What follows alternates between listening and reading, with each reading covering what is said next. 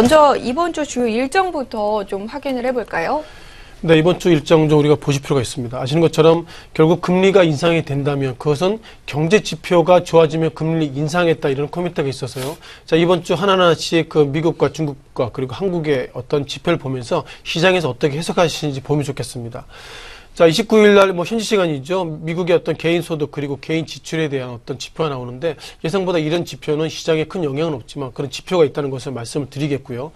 또한 미국 석유협회에서 주간 석유 보고서가 나옵니다. 이것은 국제유가에 정확하게 영향을 미치기 때문에 주간 석유 보고서의 페이퍼를 보면서 WTI, 브렌트 이런 어떤 그 유가의 어떤 커머디티의 어떤 흐름들이 맞물려 있어서 주간 석유 보고서 다시 한번 리뷰를 드려보겠고요.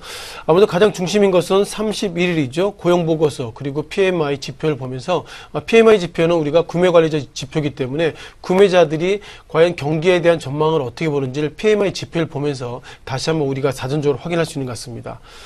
또한 많은 애널리스트가 결국 9월 1일에 대한 얘기를 하는데요. 주간 신규 실업보험 청구자 건수를 보면서 결국 청구자 건수가 얼마나 늘고 주느냐에 따라서 결국 이번에 9월달 FOMC 어떤 기준금리 인상 여부를 좀 결정할 것 같습니다.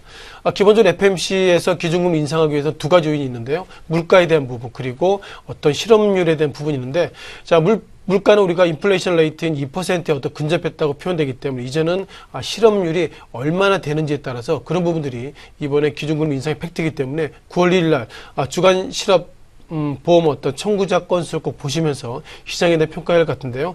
실은 시청자 여러분께서 평가하실 거 없습니다. 이미 미국에서 어떻게 보면 이거 평가에 대한 데이터 값이 나오기 때문에 우리는 다시 한번 그것을 좀 보는 것으로 말씀을 드릴 것 같고요.